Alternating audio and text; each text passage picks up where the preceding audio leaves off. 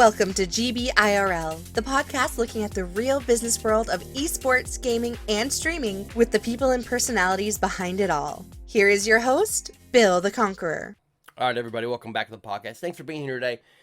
Today, I want to take a look at the pairing of the college experience and gaming. There is the perception that gamers are, 12 and 13-year-old boys who sit in front of their TV screens in their mom's basement, drinking Mountain Dew and eating Doritos and saying bad words at the TV screen.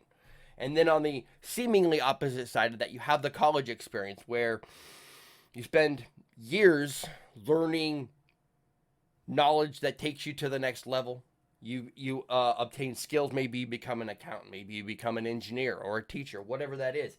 And the two don't seem to fit together until you realize how big college esports is. Until you realize that gamers who go to college, and I said this often, gamers who go to college have a tendency to be some of the most well-adjusted and high-skilled people you will ever meet. Because they have to learn to focus, and they have to learn, have to teach themselves how to be good, because that's what gaming does. And so I have with me today, you see her on the screen right there. She goes to the University of Montana, which from my house is actually a 5-hour drive, so you're fairly close. But I have with me today, yes, it actually, so I live about 5 hours from the University of Montana. I visited the University of Montana several times to their fast pitch softball program. I have worked several of their games as an umpire. But thank you for joining me today, Fellybishh. Thank you for joining me to talk about your experience, because you're a PhD student, right?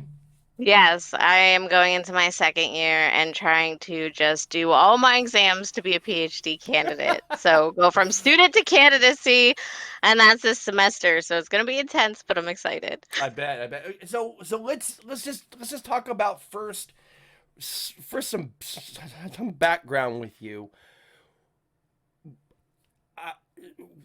When you're growing up, obviously you're not like super old like me, but as you're coming through your teen years, what was your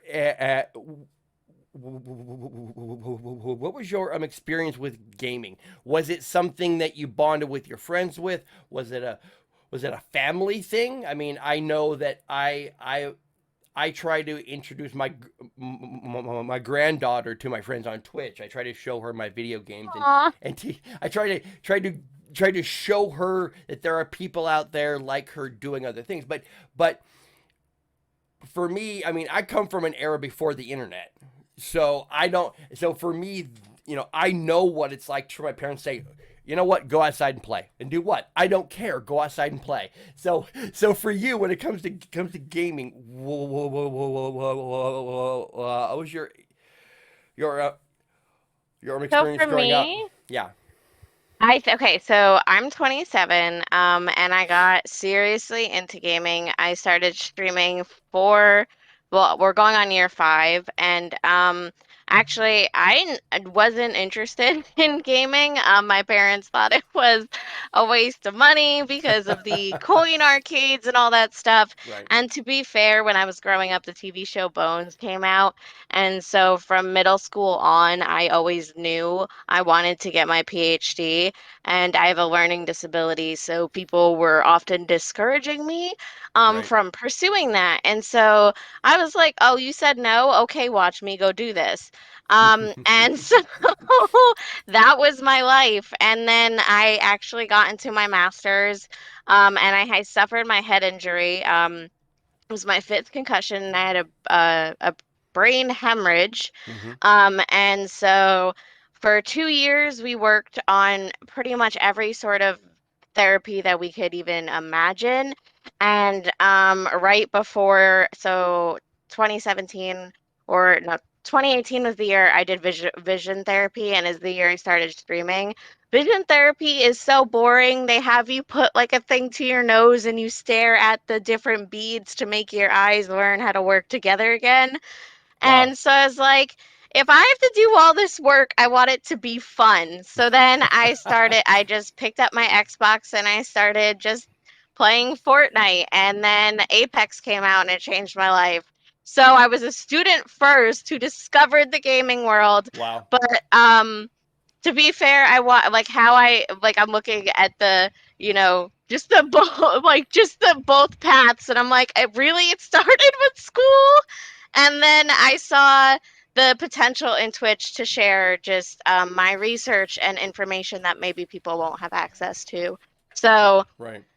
it's definitely a weird feedback circle of how I Okay. started, but I hope that gives you some good backgrounds. Well, so it does, because I have talked to other academics, and and I've actually interviewed Dr. Stephanie Orm. She teaches several gaming and culture classes on the East Coast. That interview, if you want to see, that will be in the eye above my head right here. Well, I'll But have to click that. yeah, exactly. It's right there. But she talks about how the trend used to be that you would have boys would play video games at a young age, but girls would be sort of directed away from it due to cultural issues. And so the fact that you have picked up gaming later in life is really interesting. It's sort of like a, if you're talking like a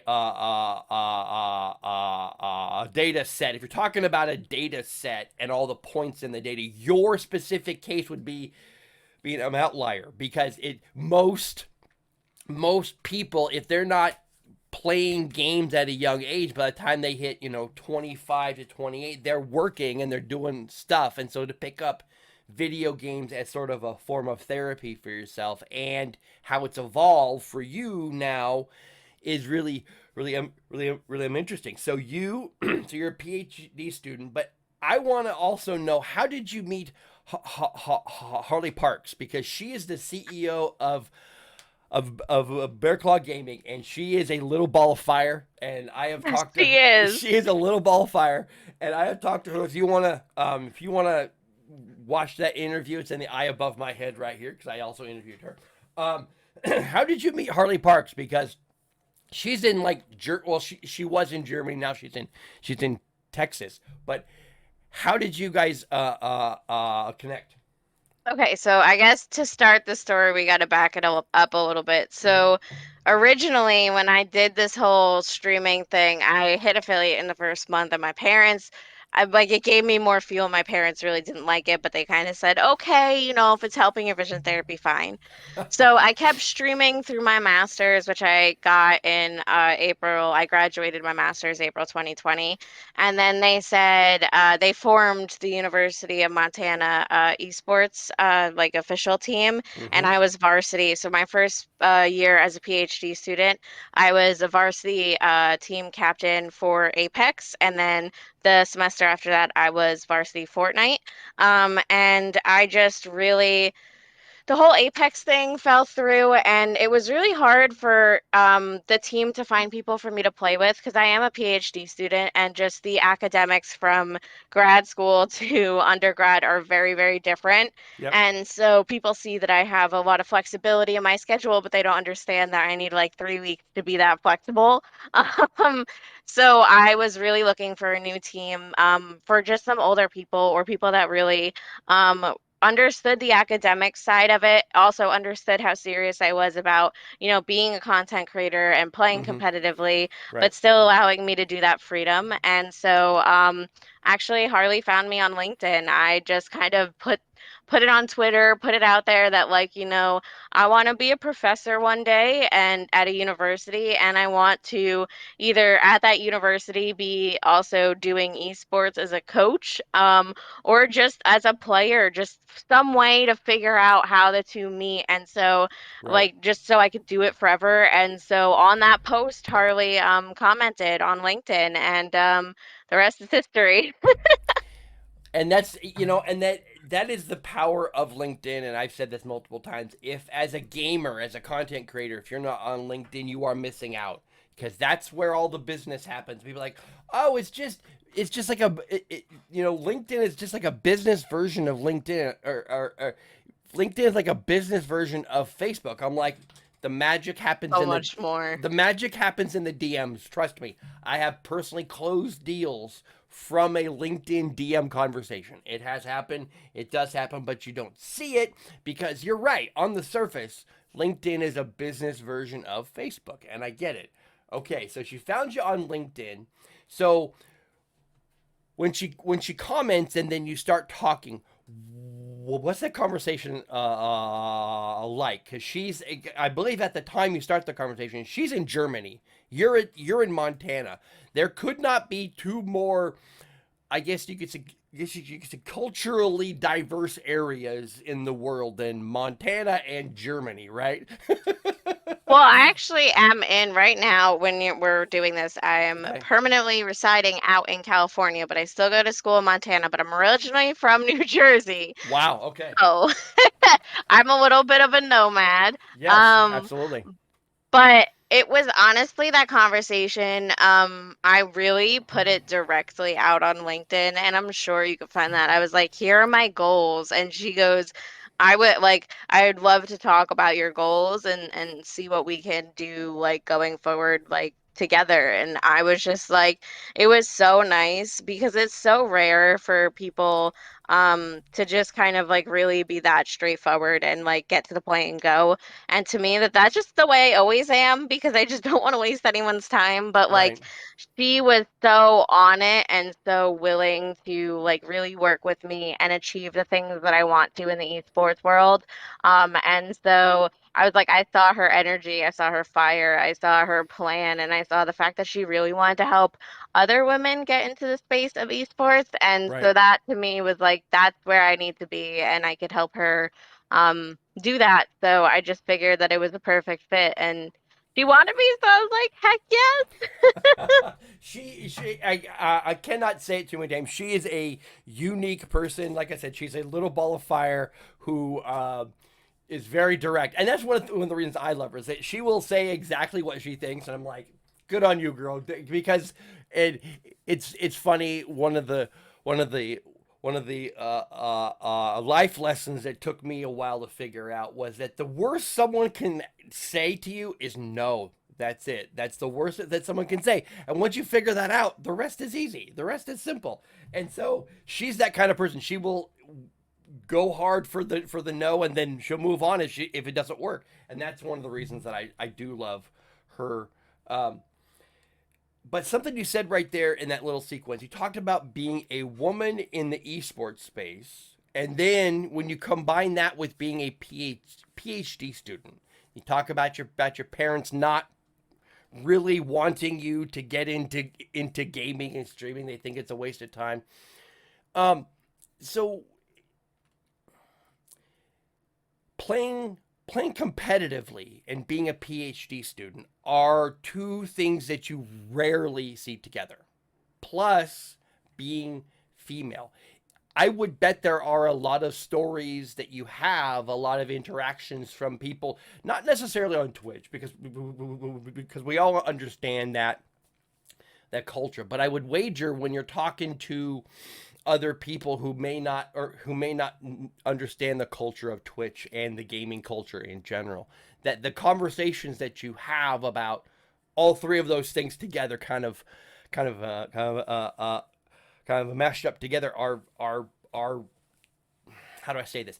They're very Different and unique, I guess. different, unique, frustrating at the same time, right?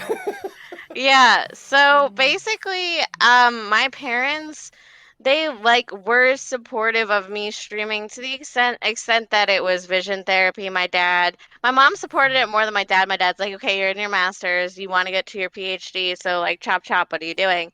And so once I found out that they had at the University of Montana an esports program, I chose to stay at that school instead of other PhD programs, and I'm really happy because I love my advisor, so I didn't want to move anyway. Got it. And so actually my first like after I tried out, got varsity, I actually got a scholarship for playing esports as a student for from the university to go towards tuition. And Wow. after that, my parents have never said a word about me gaming again. So I think that that scholarship was the best thing ever because now my parents are fully on board with it. Um, but it's definitely being a female in academia is tough in itself, especially when you're doing something that's never been done before. With my research, I Right. have people to ask to a certain extent, but like when I'm doing my own stuff, there's not like when I'm doing modern and historical stuff, like I am kind of doing my own thing and trailblazing that way, Mhm. just to do that, and it's tough sometimes. Just like dealing with that and also being pretty young, to be doing something revolutionary in the field that you're studying or researching in. But also with gaming, it was just really tough because I always would block out. So during the day in the morning from like 6 to noon, or 1 is school time. Then I have lunch for however long it is, depending on how much schoolwork I got done. And then after lunch is game time. Usually I stream 2 to 4. It's on Mondays Mhm. and Wednesdays. But Yep. even if I'm not streaming, I record footage and then I go back to doing PhD work and I go to sleep and the cycle starts again. So, um, like I think my parents are like also when I started my PhD program with the competing and the gaming, they were like, okay, good, because it like my last year was remote. My first year of my PhD was remote. So like my last semester of my master's was remote, and then my first year of my PhD. So they kind of viewed Twitch as a way for me to just socialize too. Okay. Okay. But then for academics, I did 2 of my final projects, one for cultural heritage. I did cultural heritage in like the digital space in cyberspace. So looked at cultural heritage projects that utilize VR and augmented reality. And I presented that on on Twitch, and I talked about Apex, how the players are actually the reason I love Apex is because of the representation of the legends. Mhm. Um, so I got to write a paper on that and present it on Twitch, and then also for another class, my professor actually came to my Twitch stream to watch. So I Wow. like always bring like the gaming, like Twitch streaming and academia are so tightly wound for me that like people are like, I don't understand how like you would game and not do school. I feel like I got so off topic. Go ahead, readjust me, my No, bad. it's all right. No, I just want to say it's funny how parents switch their feelings about gaming the minute they realize, oh, I don't have to pay for everything for college. Dude, go girl, you game all you want, right? I mean, like to be fair though, like when my mom explained it to me, she's like, when I think of gaming, like I think of like you spending like our hard-earned money game after game after game. So Right. each round to like in her head was Uh, me spending money. She didn't understand that yeah, like Apex was free to play. Like right. she doesn't understand a lot of that. And then when she sat down and like started watching me, now she'll come into my stream and be like, "Oh man, I show up and like you're in spectator mode. Like I come in and you're dead already." So like the flip Oh my between a god. year of her not knowing and her roasting me at like every time she's in chat is like amazing. So I just Like want to. So I just want to point out. I think it's peak Twitch when your mom comes in your stream and trolls you. I think it's like peak Twitch, right? my PhD advisor knows my Twitch, and so sometime once I got it was like crunch time for my master's defense, and she's like, "Why are you streaming and not practicing your like defense and your presentation?" Right. I'm like, "Well, I think I practiced enough, but I really didn't post it anywhere that I was live. But okay, girl, you got your dibs on me." Oh, see, no, but see, those are the kind of experiences right there, and that's one of the reasons I love gaming. You are building bridges across generations right now. You're building bridges across generations where your mom goes from you're wasting money to why are you dead every time I show up? Why are you always dead whenever I come into stream? You're a horrible player. You're like, Mom, what are you like? It's like your mom is your worst troll, and she comes in stream and starts trolling you, and the rest of chat's like, oh, Mom's here, oh. They literally, okay, so my mom has had Fellybishh mom. That's her Twitch handle, and Okay. she's had that for basically going on 5 years. And it wasn't until I got home this March where she came on stream and was like, "Hello, look at me typing in chat. This is my real account, chat. This is me. I'm her real mom. Oh boy. What's up?" Because chat wouldn't believe that it was my real mom. They Right. thought I was like just making someone up for Right. views, and I'm like, no, this is my real mom Right. roasting me every day.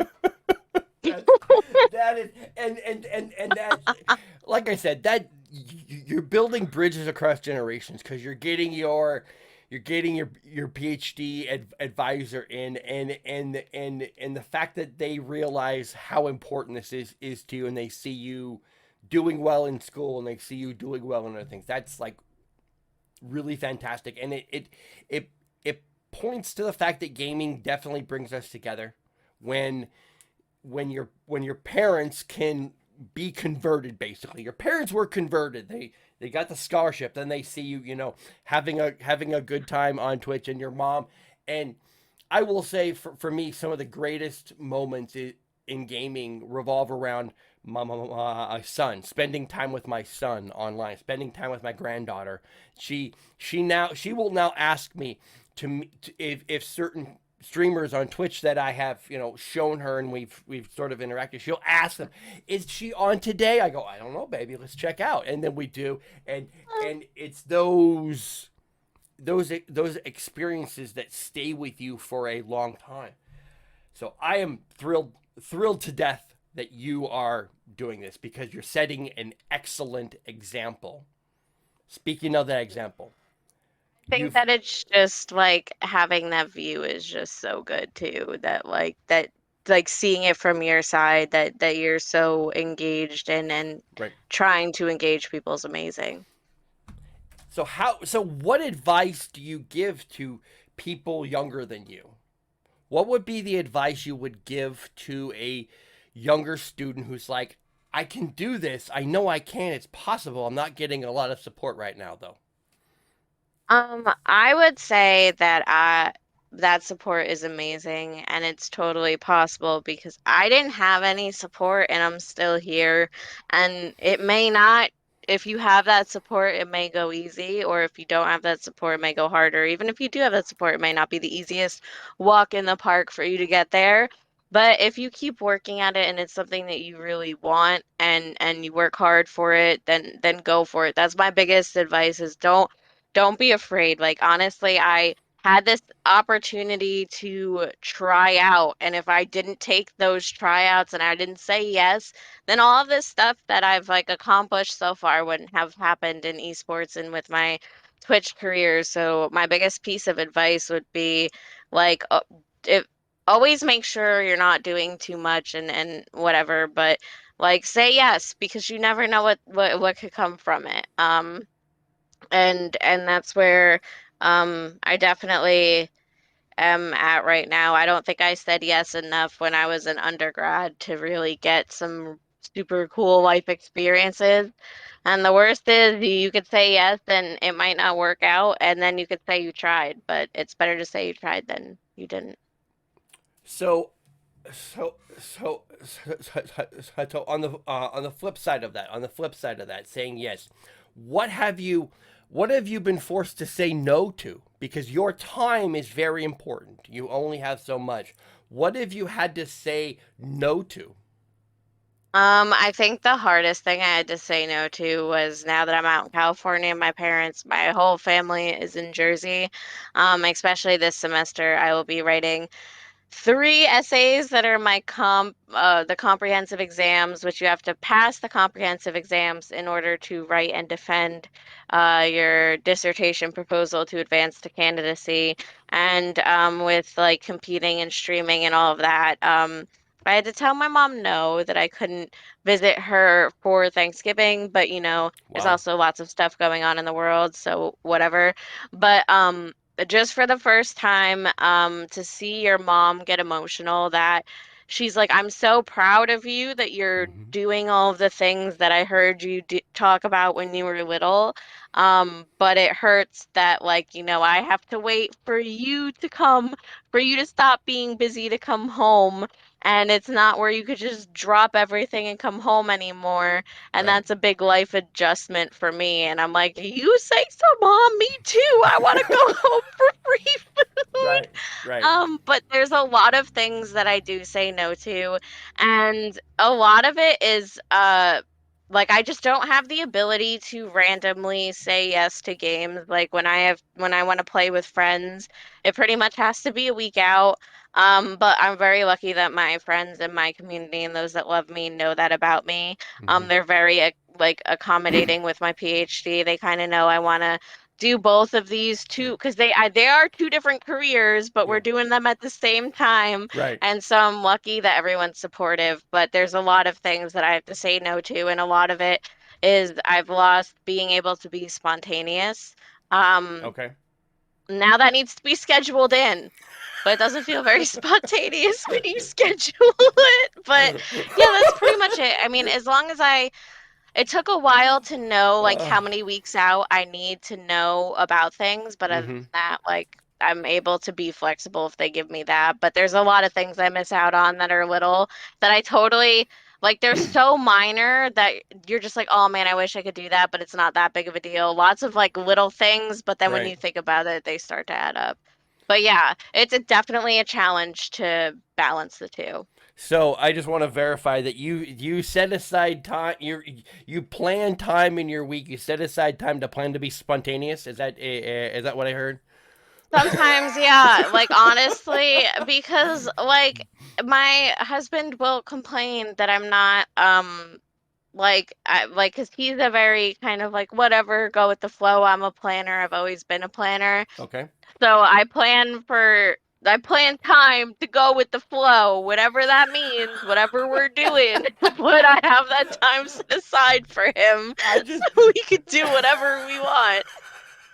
I just that's just funny that you set aside time to plan to be spontaneous. That just They that's a have like a little book too, where you take, like, it's a date idea book, and you have right. I'm not sponsored, but you like Right. literally have a coin. So that's like I like, because also too, if you ask him what he wants to do, he's gonna be like, I don't know, nothing. I'm like, okay, let's get in the car. We'll go drive. We'll do something. But yeah, I have to plan it in. Otherwise, I Hmm. get just so stressed out with all the things that I have to do that I can't actually enjoy the moment.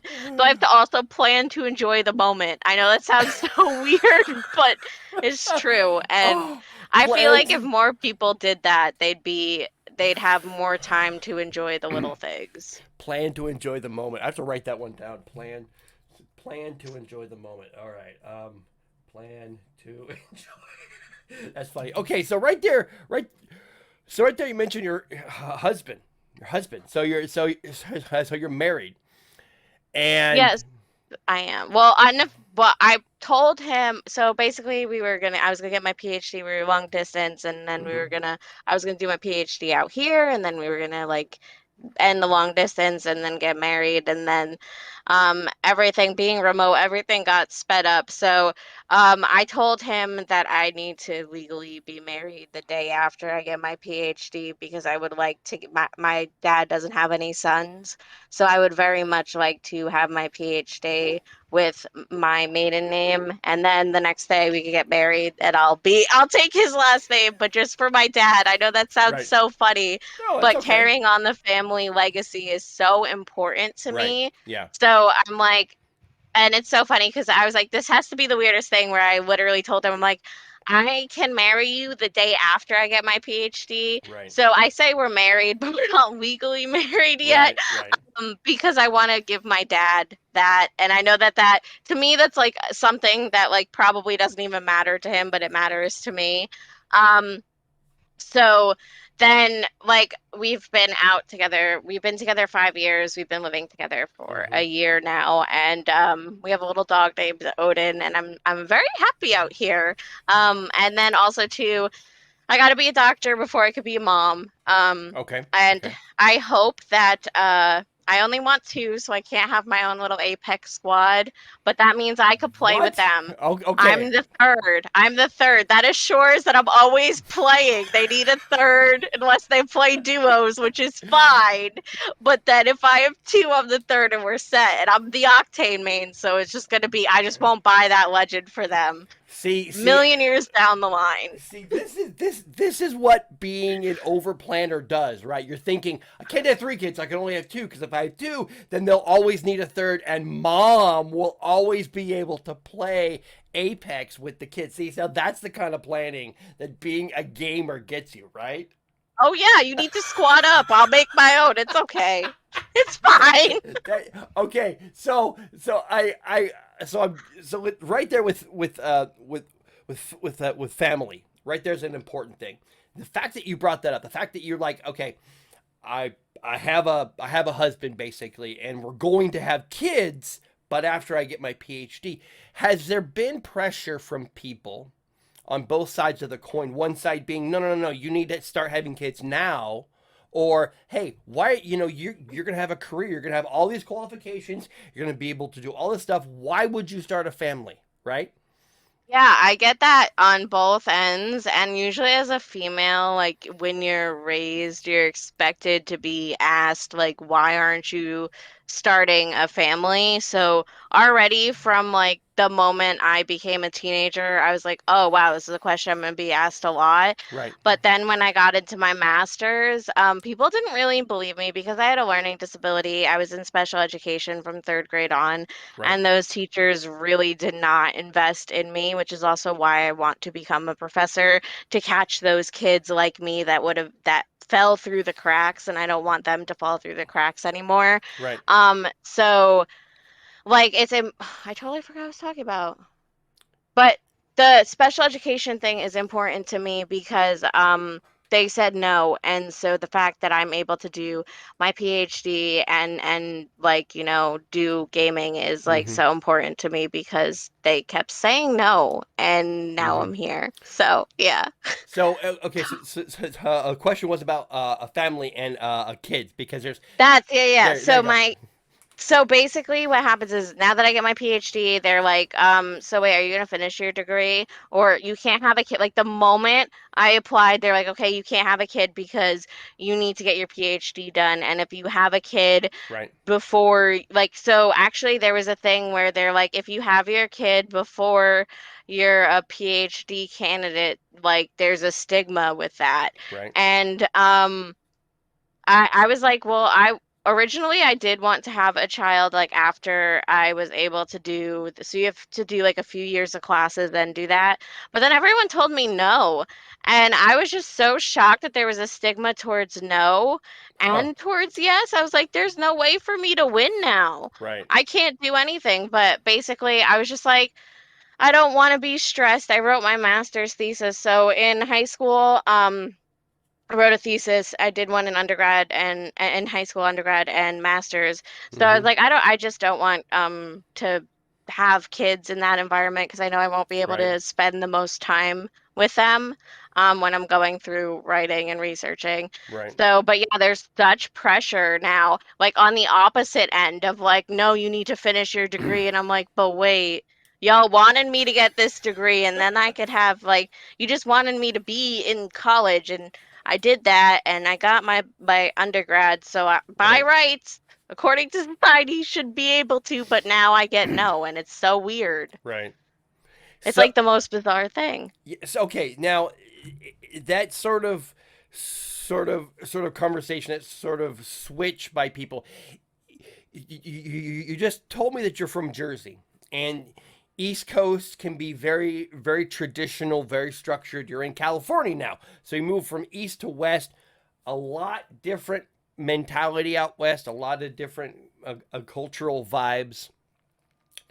So, Yeah. so that switch right there can be a big deal for a lot of people, because some people come from a very very old families where you have a very specific structure, a very specific path you follow. If you're going to go to school, great, you go all the way, you do all the stuff. If you're going to start a family, you do that, but you don't really mix the two. And then there's this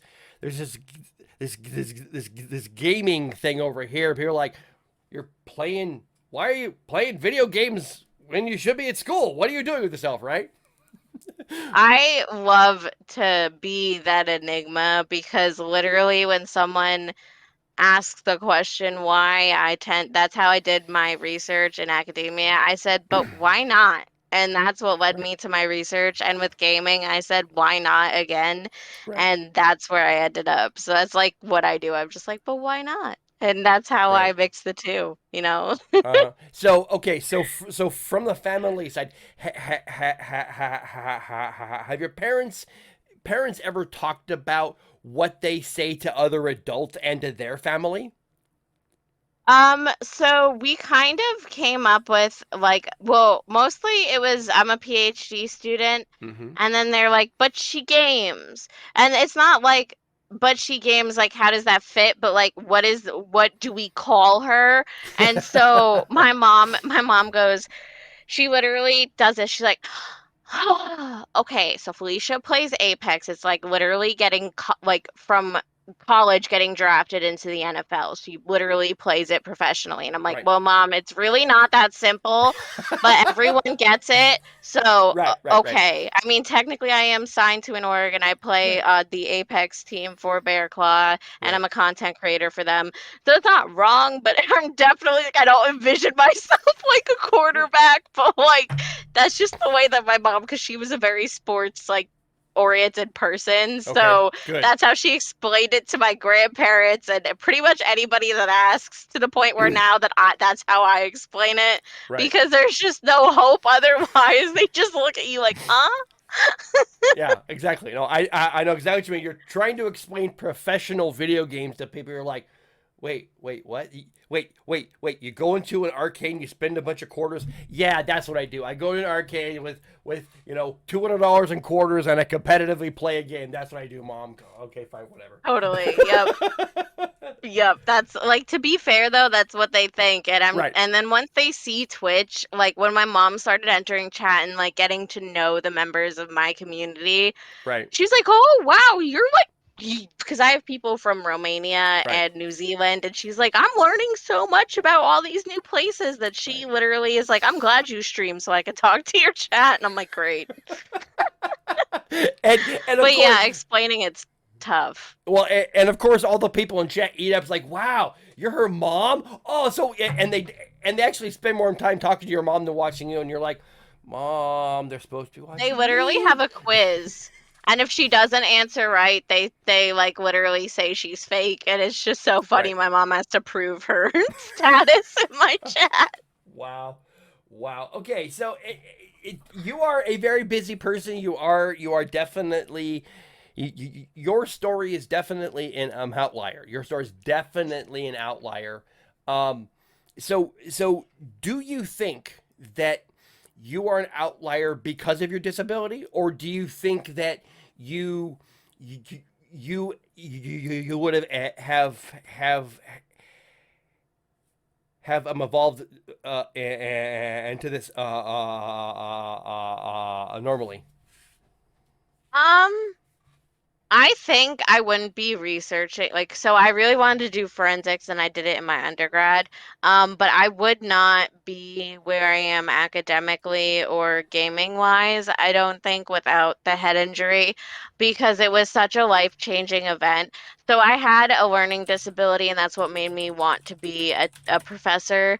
And then I realized that, like, oh, there's the bioarchaeology of care, which I could help other people that had disabilities like in the past by like Right. just being like they exist.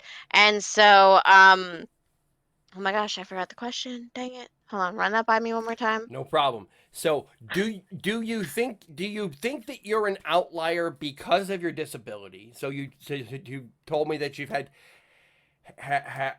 multiple concussions and you've had a hemorrhage. Yeah. Yeah. Or do you think that you would have do you think that you would have it had done this normally? No, I don't think so. Because like I gamed because I need to fix my eyes, Okay. and all that stuff. I think that like if I didn't have the learning disability and the head injury, that I wouldn't be where I am today. So that question is always kind of funny to me because I'm like, well, I mean, I'm clumsy and those accidents made me, like just the learning disability what I was born with, but when I hit my head, I'm clumsy. So Right. I guess that's why I was born clumsy to just end up here. But yeah, so for the two of like so my life literally like when I tell you it's a circle, it's like my disability helps me on Twitch because I make my Twitch more accessible. It helps me with academia because I make my work more accessible via Right. Twitch. Right. And so like all of that just feeds off of each other to make it. But honestly, I've always been kind of like my mom used to call me the weird one. I Hmm. like had all of the hobbies because a lot of people said I couldn't do it. And so like I even picked up flint knapping in undergrad to make stone tools because someone told me I couldn't do it. And I was like, no, but I think I can. Wow. But Wow. gaming, just really I get that cultural anthropology. I get that like everything from academia is really in gaming, and academia, especially archaeology and anthropology, is really starting to accept gaming. Um, so I think I am a little bit of like a outlier, but I hope that like just my existence brings other people in because if we could get people that are in the gaming world to get those academics in and show them those platforms, Right. because academics are looking to share knowledge in a way that's not behind a paywall, and Right. they don't know this exists. So I'm just happy to be out here and show others that like, hey, this is a way. There's mediums that other than Right. like art, like scientific journals. And for gaming, that Twitch can be a home full of knowledge sharing and stuff like that. So I think my disability and my gaming and my schooling created everything. And without all three of the things, I don't think I would have like any of them would have happened. Like I know that sounds weird, but Right. they all kind of are a package deal for me. So I like the fact that you have embraced your place in the structure of of gaming. You have embraced the fact that yes, I have these problems and here's how I have dealt with them. Here's how I have overcome with them. Here's how I have overcome them. I like that you see Twitch as more than just a gaming platform. I think the fact that there's a community on Twitch that loves chess is amazing. Now, Yeah. is chess technically a game? Yeah, but it's the kind of third level thinking that if you become good at chess, you're good at a lot of things because you can predict moves so far ahead and adjust your own strategy, and being able to do that at a high level is a rare skill. And I would love to see a just chatting kind of a subsection of people in academia talking about their studies and talking about what it means to set up the methodology, and getting people understand that research is a lot more is very boring. Research is boring. Research is boring as hell. But what you're looking for is the outlier. You're looking for the group of data points that is large enough and is away from the expected mean far enough that then you can go test that. You're like, okay, why is Yeah. this here? Why does this exist? What are the conditions under which this comes into existence? That's the fun part about research, but that's like 5% of it. The other 95% is, setting up your controls and running the same damn test 10,000 times. Right? Literally couldn't have gotten through like testing. Like literally, I defended my thesis. I'll do that like like every few months on Twitch, but I did it like basically daily on Twitch before my master's thesis defense. Any papers that I write about video games, Twitch chat demands that we have a Twitch stream to like present the paper and Right. discuss. So I'm always doing educational things, and I just wish there was like a game tab that was like better. Like they've gotten better about it, but I feel like we can embrace just like the knowledge sharing ability on Twitch, and it's starting to get utilized, but I feel like we could do better with that. So yeah. And I think that you are probably one of the people that can get that done. I really do. Thank you so much for making time for me. You are just like Harley. You are just like Harley. You are an inspiring ball of energy. And so Oh, thank you. I'm grateful that you made time for me today. Thank you very much. Thank you. No problem. Thank you for having me. It's been super fun, and this has been like one of the most fun and interesting interviews I've had in a really long time. So thank you. No problem. Thanks for joining me. Thanks for tuning in, everybody. Please do subscribe to the YouTube channel. You'll see the playlist above my head. Follow Fellybishh. You see her Twitter handle right there. If you drop into her Twitch chat and her mom is there, be nice to her mom. Okay, her mom trolls her enough, but be nice to her mom. Be nice to Fellybishh. Check her out on Twitch. Find her on LinkedIn. You will. I still strongly recommend everybody who's a gamer be on LinkedIn. That's where the business happens. But thank you everybody for tuning in. Head over to GBIRL.com. There is a button in the upper right hand corner where if you feel so inclined, you can support the podcast. Thanks everybody for tuning in, and I'll see you soon. Thank you for tuning in today. You can find links to everyone on the show in the description below. Check out Bill the Conqueror on Twitch and Twitter to stay up to date on his thoughts and ideas about gaming culture.